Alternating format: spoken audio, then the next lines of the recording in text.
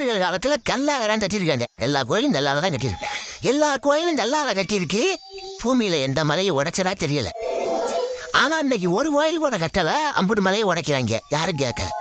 உங்க அதிகாரம், உங்க பணபவம் அத்தனையும் வச்சு ஒரு மலையை நீங்க உற்பத்தி பண்ணிருக்கீங்களா? செய்ய முடியுமா சொல்லுங்க. ஆமான்னு சொல்லுங்க, நான் பேசுறேன். முடியாது தானே? அதை பூமியோட எடுத்தா கூட பரவாயில்ல. எவ்வளோ உயரம் இருந்துச்சு அவ்வளோ ஆழம் கீழே படிக்கிறீங்களே. உங்க தலையிலலாம் இடி விழுத கொடுமை இல்லையா?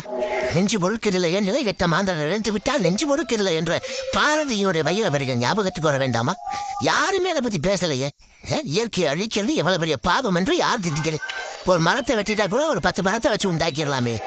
மலையை உற்பத்தி பண்ண முடியுமா? நினைச்சு பாருங்க, எவ்வளவு கொடுமை. நான் கேட்கறது என்ன, நாமெல்லாம் வாழ்ந்து முடிய போறோங்கிற கணக்கு. எப்போ வேணாலும் மரணம் வரலாம். நமக்கு பின்னாலே வரக்கூடிய சந்ததியினர் பூமியில எப்படி செம்மறிகள் காலத்துல கல்லாக தான் கட்டியிருக்காங்க. எல்லா கோயிலும் நல்லாக தான் கட்டியிருக்கு.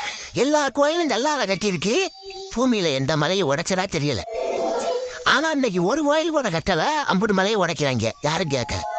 உங்க அதிகாரம், உங்க பணபவம் அத்தனையும் வச்சு ஒரு மலையை நீங்க உற்பத்தி பண்ணிருக்கீங்களா? செய்ய முடியுமா சொல்லுங்க. ஆமான்னு சொல்லுங்க, நான் பேசுறேன். முடியாது தானே? அதை பூமியோட எடுத்தா கூட பரவாயில்ல. எவ்வளோ உயரம் இருந்துச்சு அவ்வளோ ஆழம் கீழே படிக்கிறீங்களே.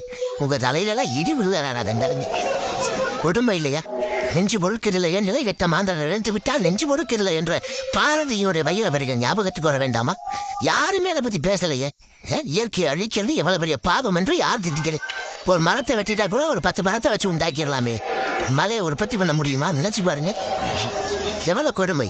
நான் கேட்கறது என்ன, நாமெல்லாம் வாழ்ந்து முடிய போறோங்கிற கணக்கு. எப்போ வேணாலும் மரணம் வரலாம். நமக்கு பின்னாலே வரக்கூடிய சந்ததியினர் பூமியில எப்படி